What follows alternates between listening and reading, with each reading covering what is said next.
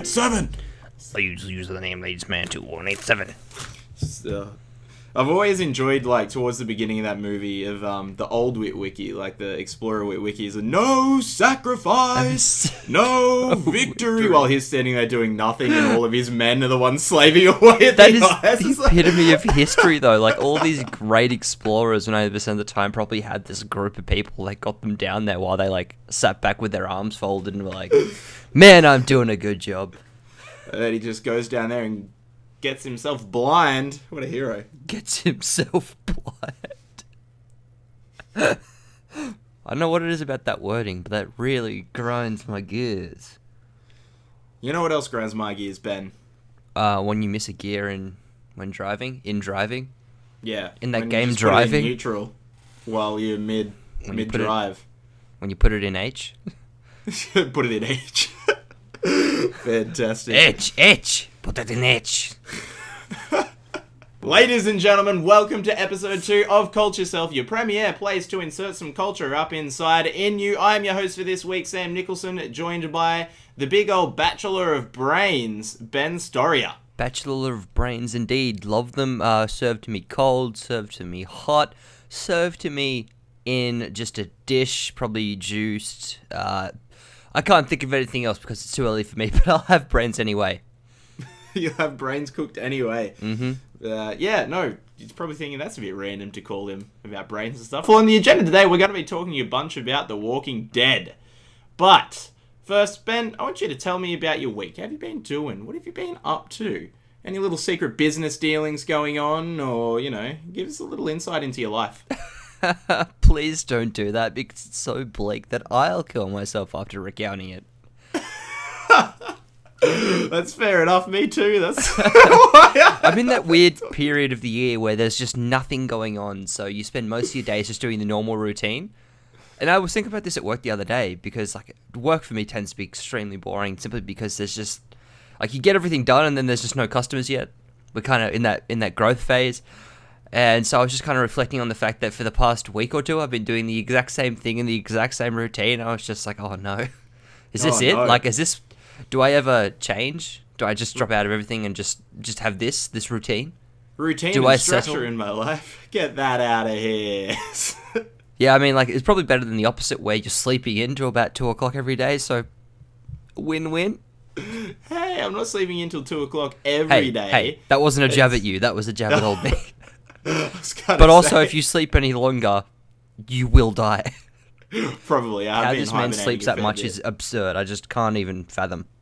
Well, I mean, I've been staying up super late at night because I've been watching way too much of the World Cup.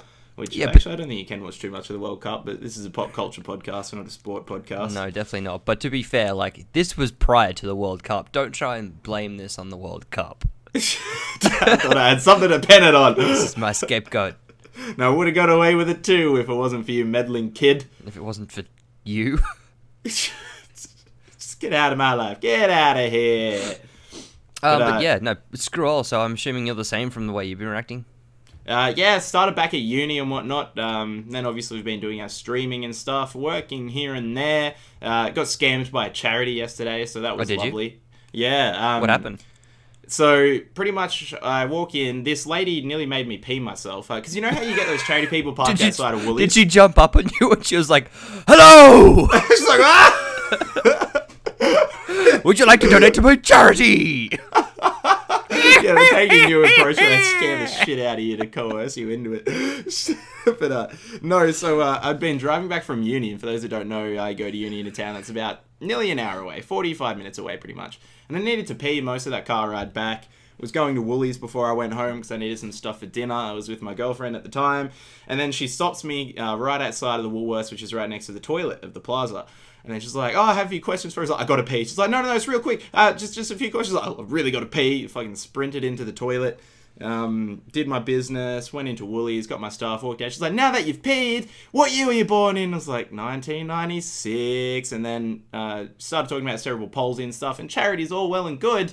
But when they tell you that you're just going to be charged $1 per day for it to come out each and every day, to find out that you were charged $35 when they didn't tell you that, and then you ring them up, like, yeah, no, it's $35 a month. It's like, where's the math there? You said it's $1 a day. Interesting. It's one of them 35-day months. So now I've been getting 35 days of the month.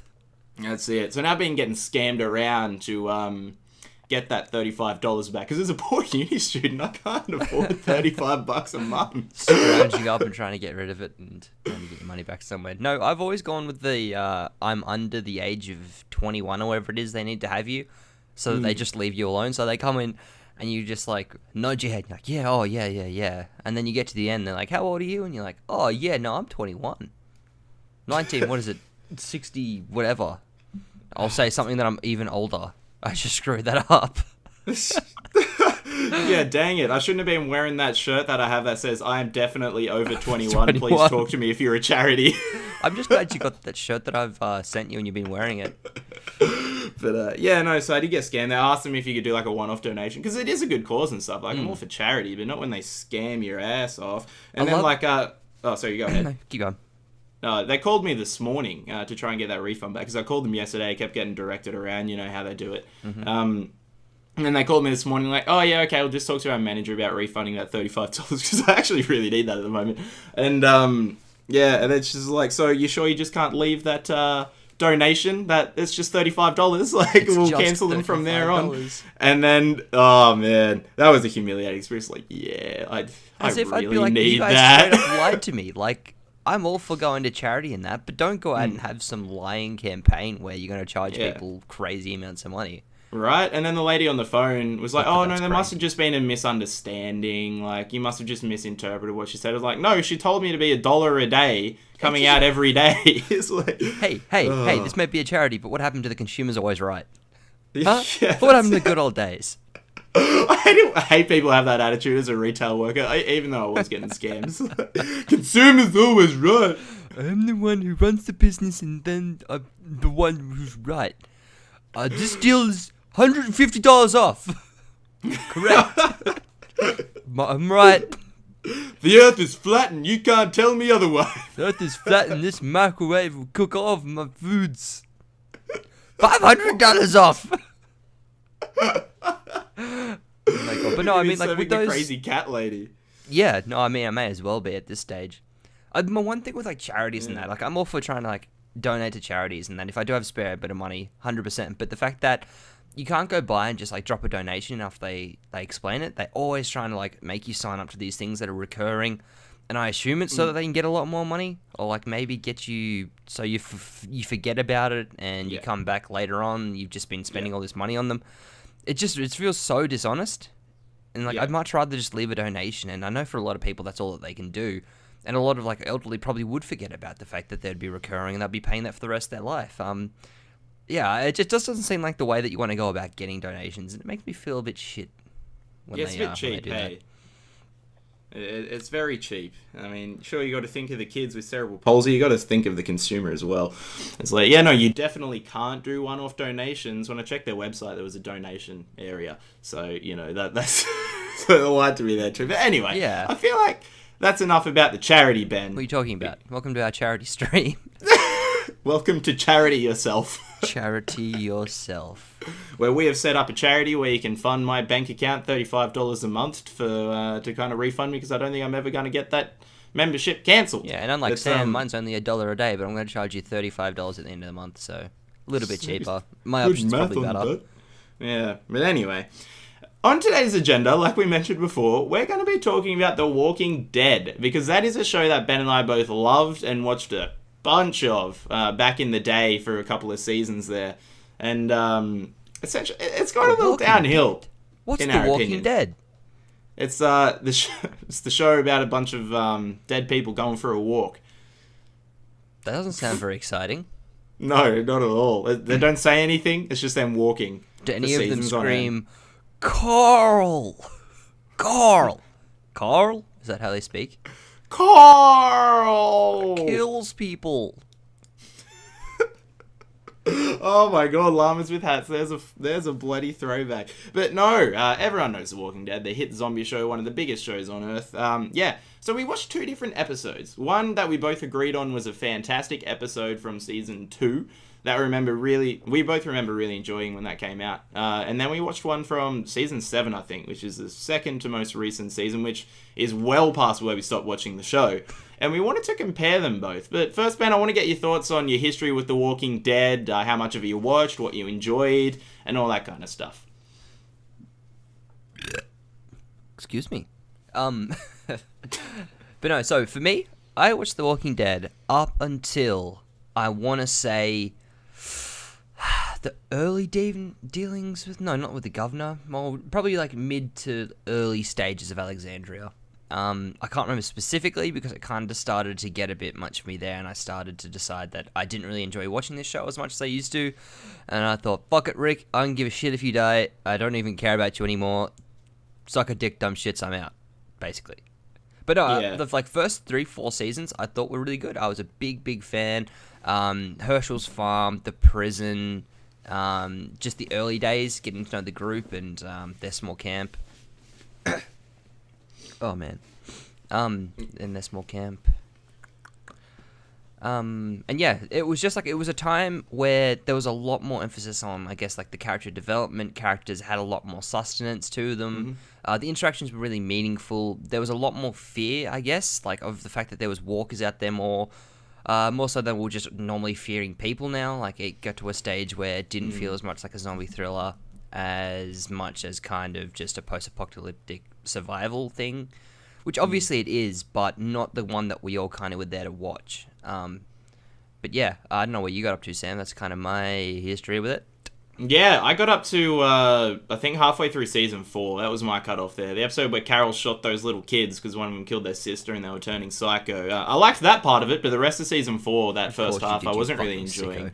Well, those kids were really annoying, and Carol was always quite the pushover until that part. So that's when Carol seemed to be turning into a bit of a badass. I don't know what happened to her after that. I'm your neighbor, and you killed my daughter. Why'd you kill her? Oh, because she was getting annoying, was she? She was picking my flowers! Why have you turned batshit crazy like an old lady? I've been cultivating those roses for 20 years! Want to buy some shucks? Can I borrow some sugar? And I don't mean the white sugar kind. I'm talking about you, sugar. You got one of those old school boom boxes that sit in your shoulder and it goes up, and you gotta like get it up, and because you're old, you hoist it up on your shoulder and you press it and it goes bum chicka wow wow, and then you crumple because it's too heavy, and that's how you die. That is the most obscure death. Good. It's the only death you deserve. Oh, well, welcome to Culture Yourself, where we talk about creative ways to kill old ladies, but... No. Don't make me sound sick. Don't you do that. No, don't you say exactly what I just did. Hey, you're the old man lady. I don't think we described what you had turned into. I think, maybe I was an old lady in my head, but, yeah, anyway. I'm glad to see what you want to be in 20 years. An old lady for sure, but I'm really glad Carol killed those kids, and but yeah, that's where I called watching the show. I really couldn't do it from there because it really did seem to start repeating itself. It seemed to be like, they'd find a place to be, and then something would threaten the place. Now they're out in the woods finding a place to be. Now they've found a place to be. Now something threatens that place. Now they're out in the woods finding somewhere new to be. Okay. Yeah. Well, let me throw this question your way. What else would you kind of do in these situations? Like, I understand that it does kind of feel repetitive, but you're in a zombie apocalypse. That's kind of what you do, wouldn't you? You'd have to try and bounce from place to place till you found somewhere you could fully settle down, which they did in Alexandria. And when they did, most people stopped watching. So, yeah. So why do you have to do it for 9 seasons and extend it from once you're finally happy to another like 4 seasons from there? So, yeah, I don't know. I feel like the show has really run past its welcome. Probably, once they find a safe place, like, the next plot line should maybe be looking for a cure again, because there was something there in season 1, and then wrap the show. Whether everyone can be cured or not, you find that out, show's over. There was more about the cure. There was more about the cure? Yes. There was a man with a mullet, and he pretended to be super smart and to be helping with the cure, to make these people help him. Right. And did he know how to get the cure? Nah. Oh. Nah, he so was, it wasn't really he more was about just the cure. some nobody, man. It's fine. Yeah, right. But didn't they lay to rest that the cure wasn't possible? Don't think so. In the old labo? I think, like in season 1, I think they were onto something that it might be possible, but they didn't know how to do it, and then the lab got destroyed and everyone died. But either way, yeah. As I'm sure you can tell, full spoilers for The Walking Dead. But yeah, so Ben and I were both off that ship for about 4 seasons. So we watched 2 different episodes to compare, like I said, and one of them, Ben, was season 2, episode 6, I think, called Pretty Much Dead Already, where that episode where they find Sophia and all the other zombies in the barn, Sophia being Carol's daughter, which, Ben, it wasn't a very eventful episode, but I have to say, it was a very well done one. What did you think? Yeah, so I mean, if you're going to do kind of a character development episode where not much happens and it feels pretty slow compared to most other episodes, that payoff at the end is how you do it. Because it's just like you sit through all this and so much happens and you get all of this revolving basically around Sophia, these reasons, because they can't leave, because they can't find her, they don't want to engage in the zombie walkers in the barn because they found out about that. Then there's Shane, who's slowly starting to have, I want to say maybe his power trip, where he's just kind of taking matters into his own hands. Dale, for the first time, I feel, has a real backbone, like he has had before with the girl. I can't remember her name, but this time he's really standing up for what he believes in his morals. He's putting together how Shane isn't really a good guy. And then, yeah, you get to the end after Rick's kind of forced his hand to be grabbing those walkers and bringing them along with good old James Allen McCune, our old new mate from Sugar Pine 7 there. Yeah. And they get to the barn, and yeah, that big happening at the end. It's just an incredible episode for basically how it seemed to be setting up for quite a boring development one. Yeah, absolutely. Like I said, it wasn't an eventful one, but it's still really engaging because the characters back then were very well fleshed out, very written. None of them seemed copy-paste of each other, like just people who were there for the sake of having survivors around. All those characters had a purpose, had their own motivations and stuff like that, whereas it seems from the episode that we've watched recently that it really isn't so. But yeah, I really enjoyed all the characters in that one, especially Shane. He's probably my favourite character in the show's history. Not because he's such a morally great guy or anything, but he's the most interesting to watch. You never know what he's going to do.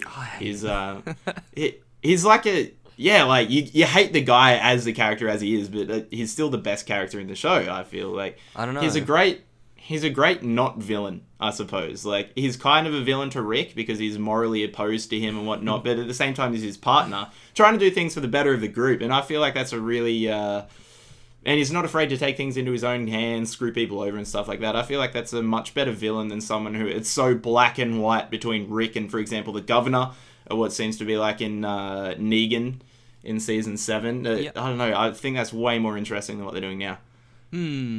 I agree and I disagree. The M. Shane, not villain kind of hierarchy there between Shane and Rick is awesomely interesting. Like, it's great for the early stages, but it's not something you could repeat again because you're not going to have someone who has, like, that partner prior to the apocalypse feel and those, like, struggles between the two of them, where Shane now feels like he's more part of Rick's family than Rick is his family because he did so much to save them and get them out. The later kind of structure between, like, the pure good versus evil, I think it works well. Like, it's not the fact that the good versus evil thing is wrong. I think it's more so the character didn't really fit as much as we would have hoped with the governor. But I didn't think the governor was bad, but obviously I don't think you enjoyed him that much. Oh, no, I didn't think he was bad. I just think someone like Shane is way more interesting than someone like the governor. I know. Oh, so you go. Well, for the governor, for me, it was more like there was always going to be someone like that out there. And so it was interesting to see how these people had gotten a group around them and survived in this post-apocalypse. So, like, I was really interested by that. Yeah, that's fair enough. I feel like someone on the inside trying to do the best for a group and kind of making it implode is more interesting. Yeah, no, I'm not debating that Shane isn't as interesting as these other ones, but I don't think it's so I don't think it's so blown out of proportions in how good something is, like, compared to the other thing. I think they're both equally good on their own kind of areas. I think the only reason that Shane was done so well was because he had so much to work with. There were so many bonds and so much prior to Rick coming into it. to work around. Yeah, for sure. And then there's always John Berthol's classic head scratches. There are compilations all over YouTube where, like, you see that pretty much all he does is, like, scratch his head every time he's on camera, much like Marty McFly in old Back to the Future. But, just, oh, hey, Doc. But, yeah, that's such a shitty impression. Just the old, hey, Doc. Hey, Doc, we gotta get to the future. Now he's Christopher Walken. We gotta get that remote to get to the future. The click remote, Doc. But anyway, yeah, good old John Bernthal. He's a great actor. That kind of kicked off his career, The Walking Dead, as well. But then I don't know.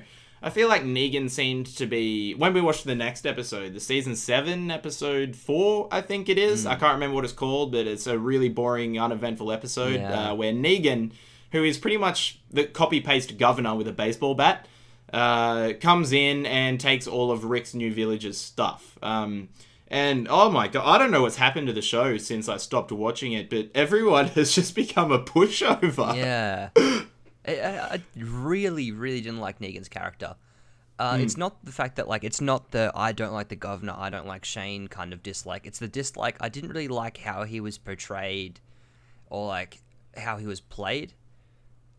Just a personal thing, and obviously I'm not trying to be biased in any way. I'm sure there's a lot of people who really enjoy the way he plays the character, but it just doesn't seem like someone who would be in that position, someone who is so damn crazy that he'd just kill people at will. Like, I just don't see how, once he's in that position, no one's rose up against him, because that tends to be something you do in post-apocalyptic survival. And the fact that I know that there was a lot happened in the season 6 finale, I believe, that made Rick like this, but they've been in these situations long enough and they've known about this for long enough that this was never going to be something that they could really sustain. But it seems like Rick has finally kind of just snapped and he's just like, look, I can't deal with this, I'm just going to go along with it. Yeah, absolutely. Yeah. But yeah, I don't know where they go from there or how they've gone. I don't know either. It doesn't make any sense. I'm probably not going to watch to find out either. But Stay tuned. AMC's The Walking Dead. Yeah, so essentially what happened in this episode was Rick is the boss of a new village, and this Negan guy has an even bigger village, and has pretty much made Rick bend over, and once a week is going to come and take their food, and in this episode they don't actually take any food, but they take all of their guns and half of their medicine. So that really screws the village over, and Rick just lets them walk in and do it, even though... What really bugged me about this episode, when they take all the guns, they go to the armory, right? Yep. And it seems to be pretty much just Negan from his village there with them. Yep. And Rick has Negan's baseball bat with the barbed wire on him the whole time. Why he didn't just bash Negan's head in, they take the guns. Yes. Negan's there, vulnerable, doesn't have anything on him. All of Rick's village is there with him in the armory, where there's no shortage of guns. Just beat Negan's head in, take all the guns, shoot all his mates that came with him to your village. Yeah, look, I can agree with this show on this one.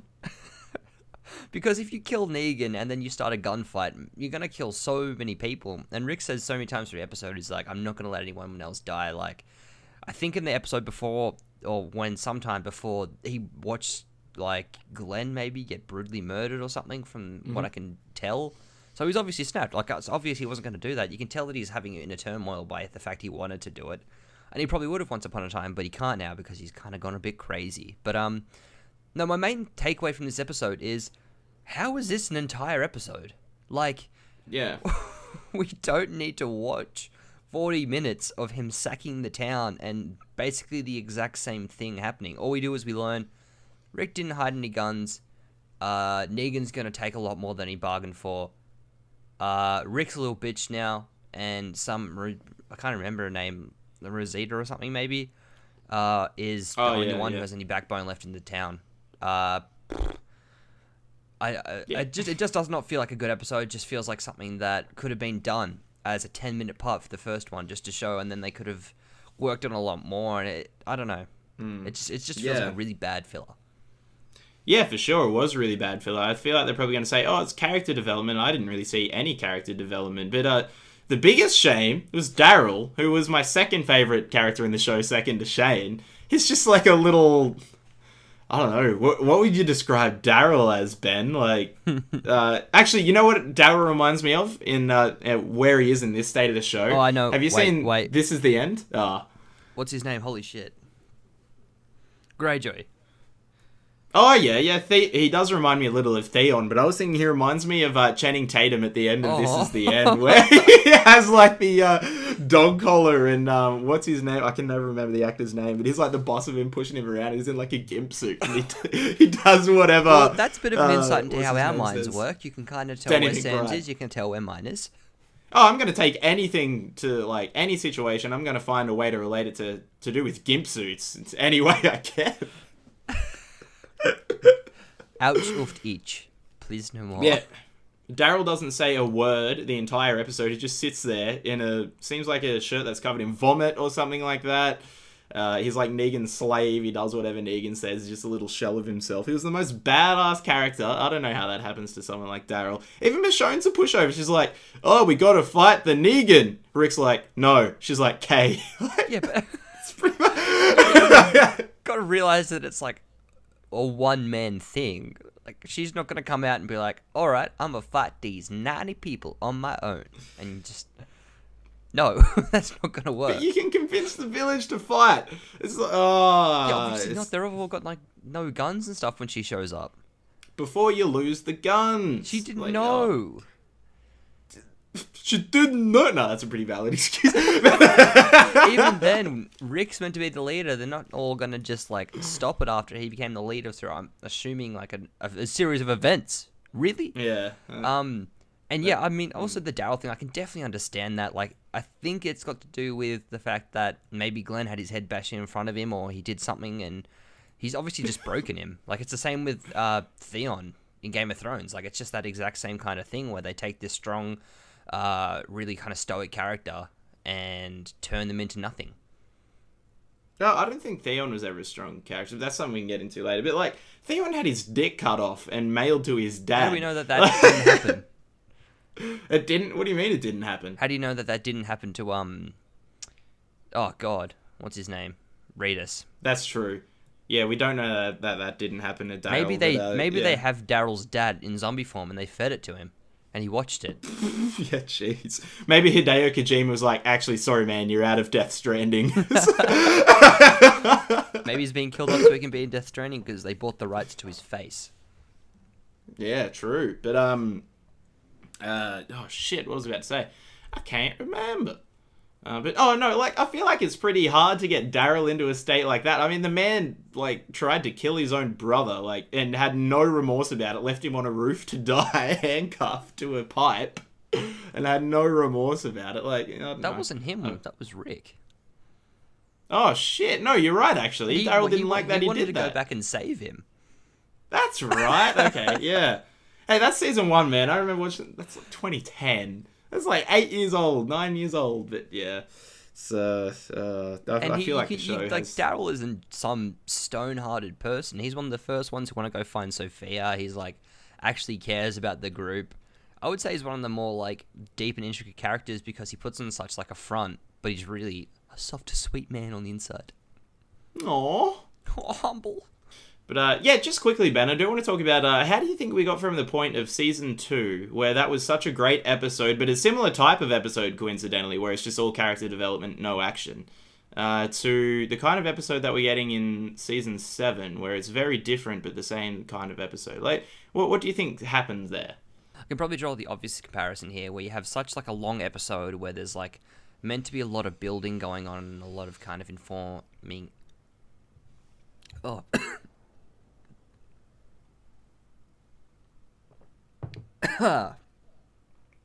Oh, Jesus.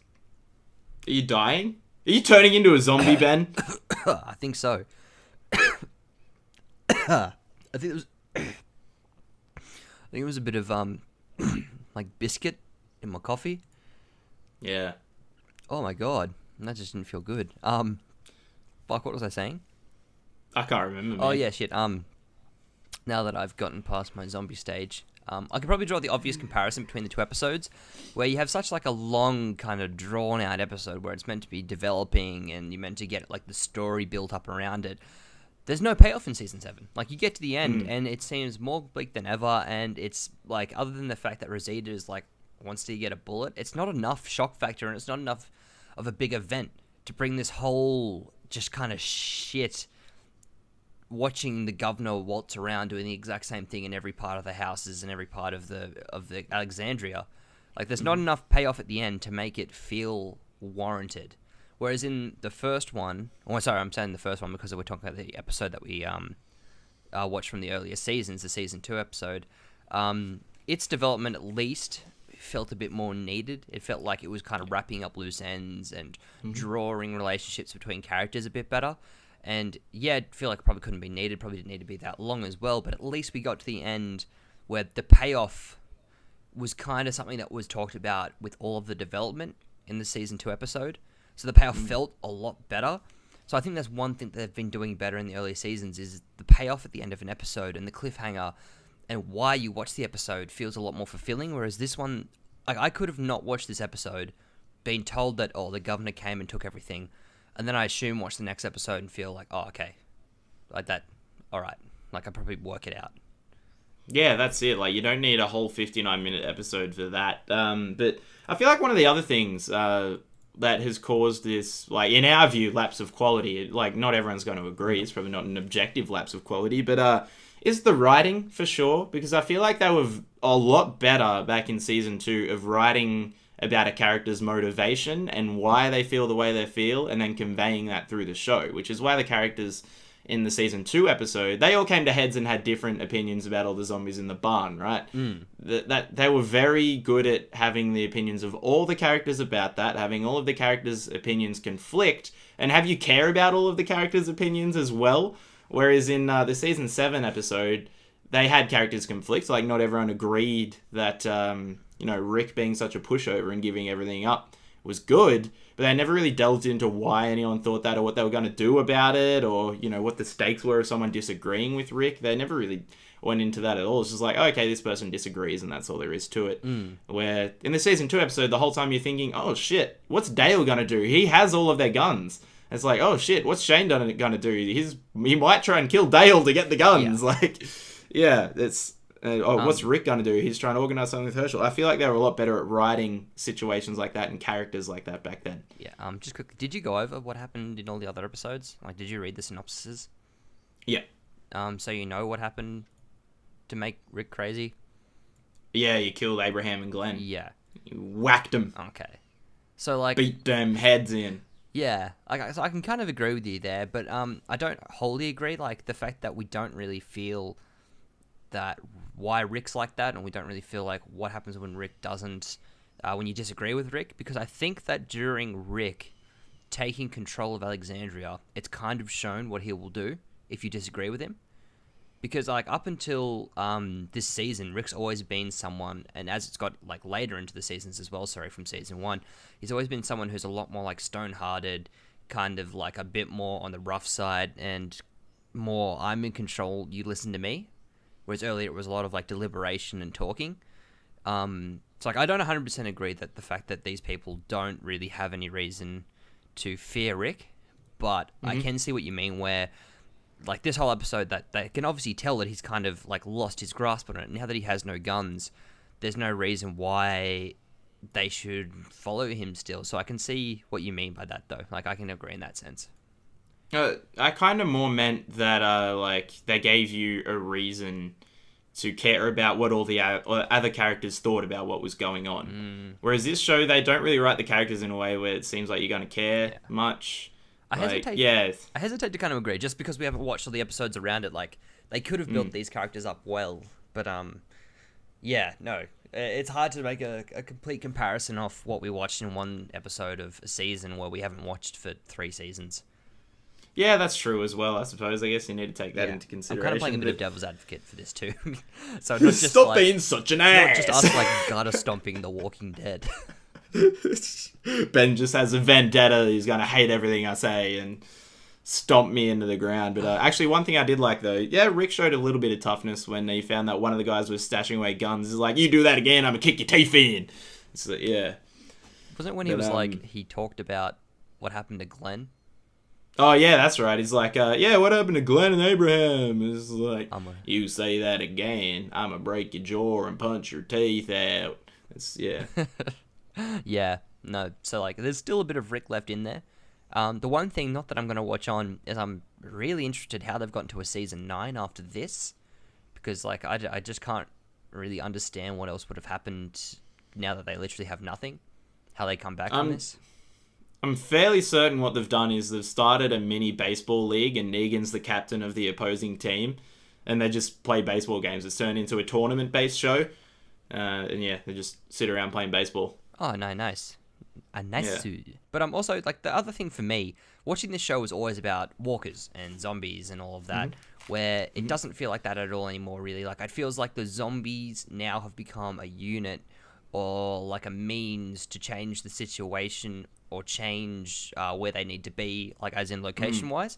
It doesn't feel anywhere near the same as that they're actually fearing the walkers themselves. And, like, in the storytelling perspective, I can tell why this is, because it's obvious, like, once you become more integrated into the world and you find these places to stay, and there's obviously going to be ones that are safe from walkers.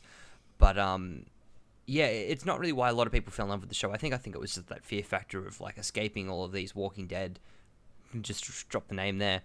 But yeah, like, and it makes sense that you do still get these zombie hordes that, like, are fulfilling the needs of the people who like that.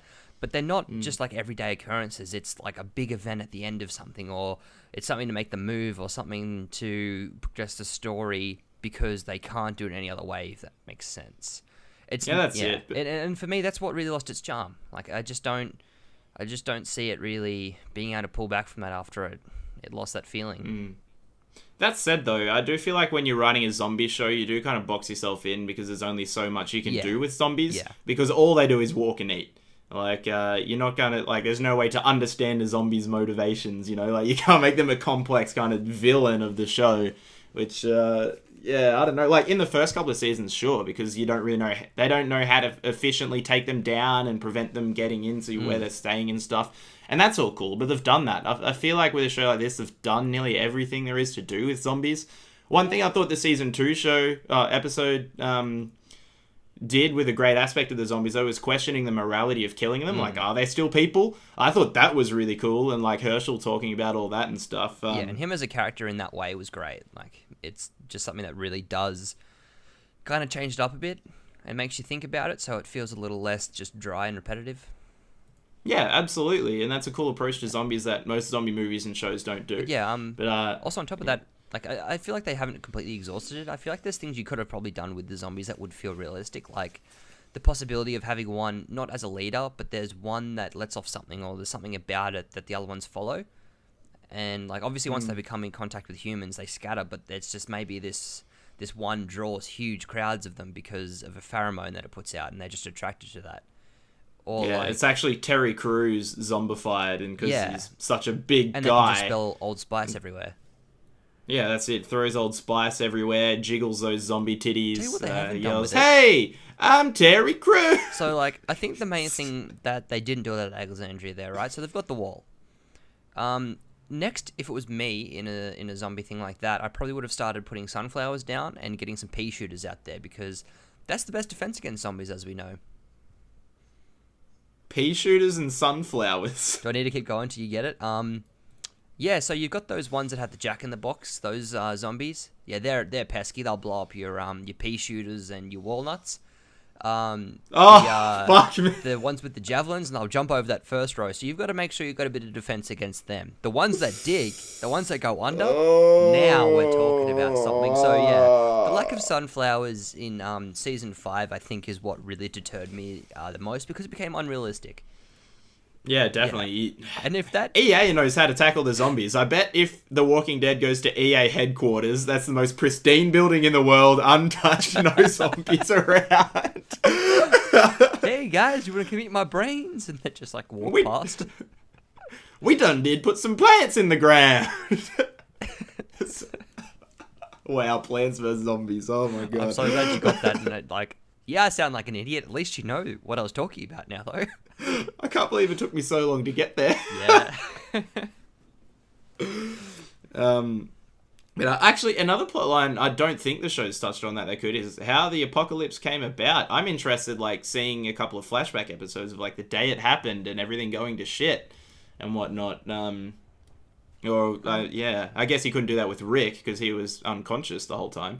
But like how the apocalypse came about and stuff would have been cool, unless they have touched on that. It's the Fear the Walking Dead, I think, is about that. I don't want to watch a spin-off show as well. Yeah. But, yeah, maybe tying it in. I think they're well past that stage where they can tie back to that at all. I just don't think it'd be that interesting, and all the characters that would have mattered then are basically gone.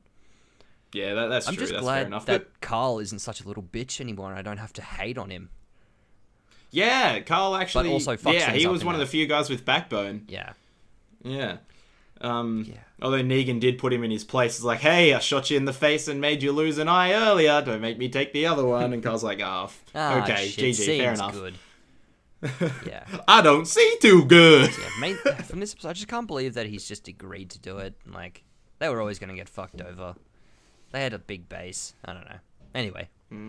But I mean, from previous seasons, they know that the fighting is how you get out of those situations. But anyway, Ben, what I want to talk about now is if you were in old Rick Grimes' shoes in each episode, would you have done the same things that he's been doing? No, because I dare say I'd probably be dead by now. Say you weren't dead. Say I wasn't and you're dead. sitting around in season 2, your annoying wife. I really don't like Laurie as a character. Not annoying because she's a female. It sounds like it was like, oh, their wife. Man, it's annoying when they're not putting damn places. No, Laurie's just an annoying character. She's like, oh, I'm going to be popping out a baby soon. And then you find out there's all these zombies in a barn 50 meters away from where all your family is staying, and you're not allowed to shoot them because the old grumpy Santa in the big house won't let you. What do you do? Grumpy Santa in the big house. So, well, he's letting you stay on your farm, and that's kind of the reason that you're safe there. I would probably agree to leave them in there, but I'd probably insist on making sure it was secure. So just checking boards, making sure there's no really way that they could get out, because we saw there was a few in there, but I don't think there was enough to really force their way out, because they probably would have before, because there was gunshots on the farm prior, and there's just been a lot of loud sounds. So they haven't really made a push for it before, and you saw how much effort Shane had to go through to get it out. So I think if I made it safer, that would probably be the way to go, because otherwise you're not going to be staying on that farm. And if my wife was going to have a kid soon, the natural swamplands, I think, around the outside, which was their main protection, is just invaluable. So, yeah, I probably would have done that. What about you? Go. I really like your geographic analysis around there. It's like the longitude, latitude, and geographical, the swamplands and stuff. I've seen some pictures of some swamps before, and I've seen some dinosaurs sunken in them. Yep, so they're pretty good. But yeah, I would have done roughly the same thing until Shane fucks everything up, because that's exactly what happens in the episode. Rick's pretty happy to not touch the zombies. And then Shane obviously busts them out, shoots all of them, which is going to attract all of the zombies everywhere to them at some point. Yep. But yeah, I'd probably respect the farm as well, but also try and kick Herschel's ass to be like, we do need to do something. That barn's not going to hold forever. What else would I do? I'd probably give James Allen McCune a hug and be like, thank you for all of your work on Sugar Pine 7 in the future. What?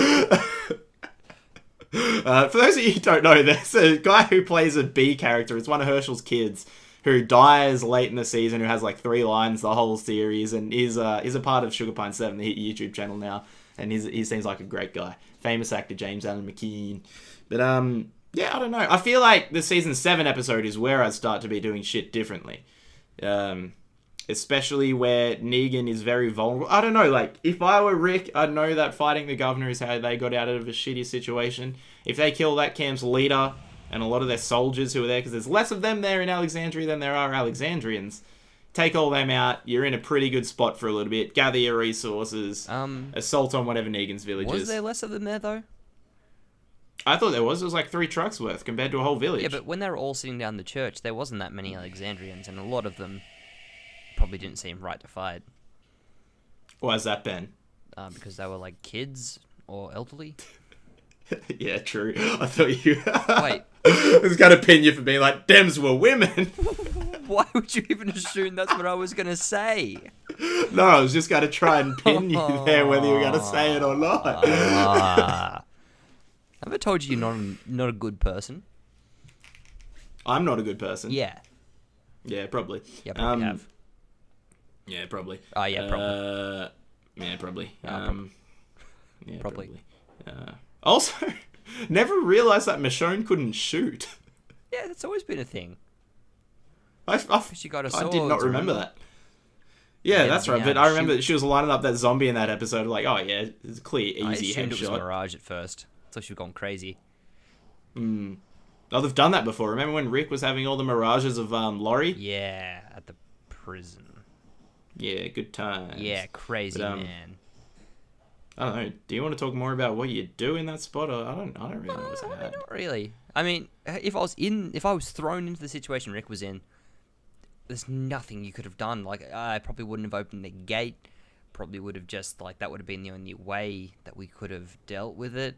Them talking about the one thing, actually, they were talking about how the reason that they didn't fight back is there was too many people, right? Mm-hmm. So they did bring quite a few people to Alexandria to steal everything, and they were all grouped up pretty well. So that would have been the perfect time to bring, like, a trap or something. Because it's a trap. Like, yeah, you've got all those guns, you've got a lot of, like, a big armory, you've got an RPG.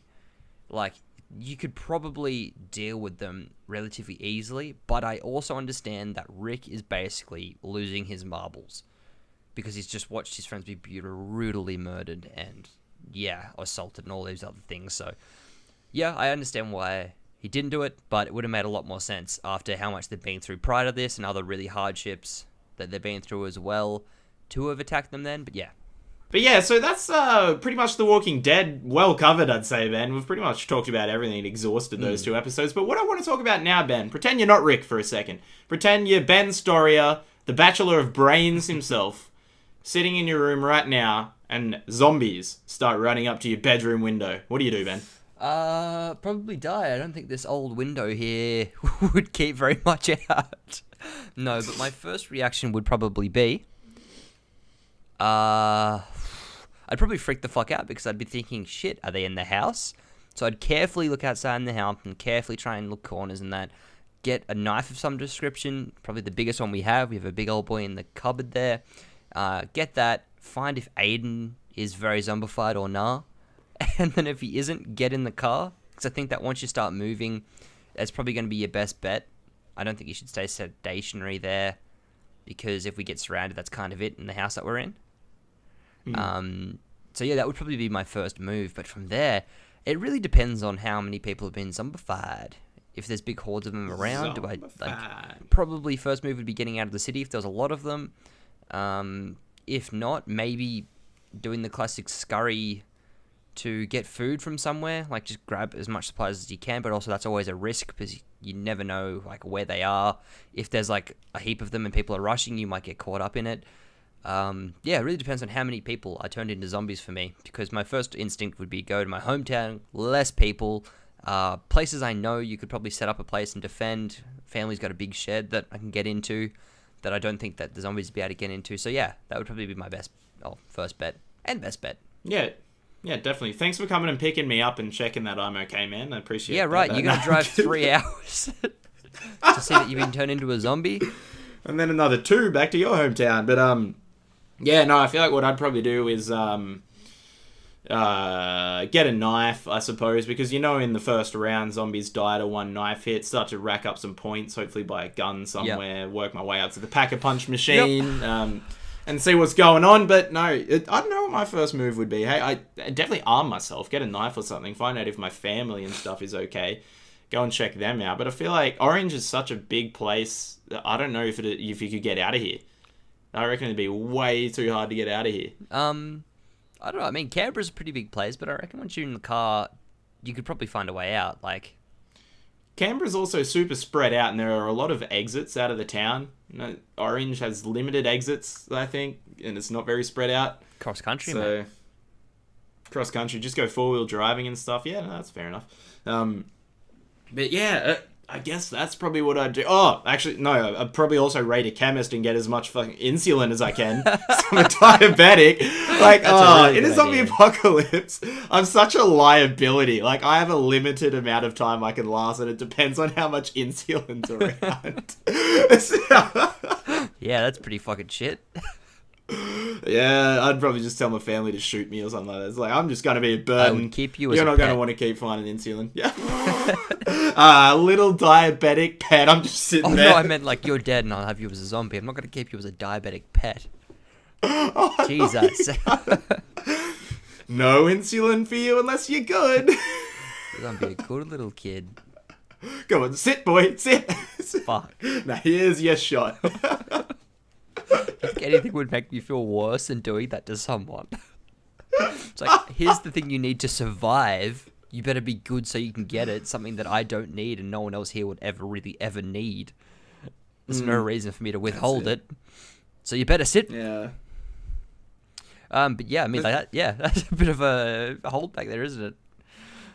Actually, Ben, if you really want to survive in that world and you want in your own community, you could put out flyers everywhere in different towns saying, hey, diabetics, I've got this sick community with a ton of insulin. You should come here. And then what you do is just ration out insulin really poorly so they do everything you need so they get the right amount of shots. And you have your own little diabetic army. That's literally a limited time army. Well, depends how well you ration the insulin and how much you've got. I don't know anything about that. I don't know how dosages work. I just throw bottles on the ground and make people roll in it. And hopefully it'll just absorb in their skin. I just have a big vat that you get to dip in once a day. Time for your insulin bath. That'd be the smelliest thing. That stuff smells so bad. Dirty. But, yeah. It'd be one of those big fumigation tanks outside. So, like, it's a risk from zombies as well. That's true. But, no, like, I don't know if South Park has taught me anything, is that diabetes is also a superpower. Oh, yeah. Like, if you have a bunch of juice boxes, just give them all one juice box, pump their blood sugars up heaps, and then they're just fighting machines for a little bit until they die from having ketones for having too high blood sugars for too long. But bleak world. But yeah, we're coming towards the end of the episode now, guys, and I did want to touch on some feedback that we've had. The first of it being from my mum. Mum, thank you very much for watching it. If you've watched this episode for some reason this far when you've never watched The Walking Dead, congratulations, well done. You've done well. Appreciate the feedback. Mum was very upset with how much we swear on the show and said that she wants a button inserted for whenever we swear. She would pipe up saying, I don't like that, Samuel. Just let you know that Sam was the one who corrupted me. I was pure of heart before this. Of course. Yeah, Ben was little pure Benny. Little Benny Bishop. Benny Bishop. The Bishop. Benny Bishop of Bent. Please don't. Anyway, I've got to stop that there. Yeah, thanks, Mum. As well as Dylan Blatt from the Explosion Network tuning in, talking about how much he loved all the jokes about Basil Brush. We did too. I appreciate that. Basil might even come back with a vengeance at some point. Who knows? Probably not. But yeah, thanks for the feedback. If you guys have any thoughts or anything like that on the show, you could leave an iTunes review if you wanted to. That really helps the show grow. Or you can tweet us, and we'll get to where you can find us in just a second. Because, Ben, I believe you have a scenario for us to wrap the show. Yep.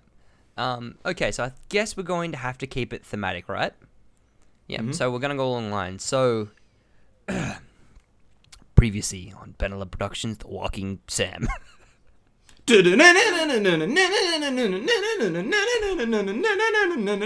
then you see all the shots of all the different cracked ends in Atlanta, because that's how The Walking Dead opens. All right, let's go. That wasn't expected, but I thank you for it. Okay, so You're welcome. We open up with you there, Sam, right? And you're on a rooftop in a small town somewhere. You can see a pharmacy across the way, and you're on the CV radio with someone that you're trying to communicate within that place, right? And there's a password to get in, and you know the password, and the password is to plug this podcast and our YouTube or just our production channel in general, right?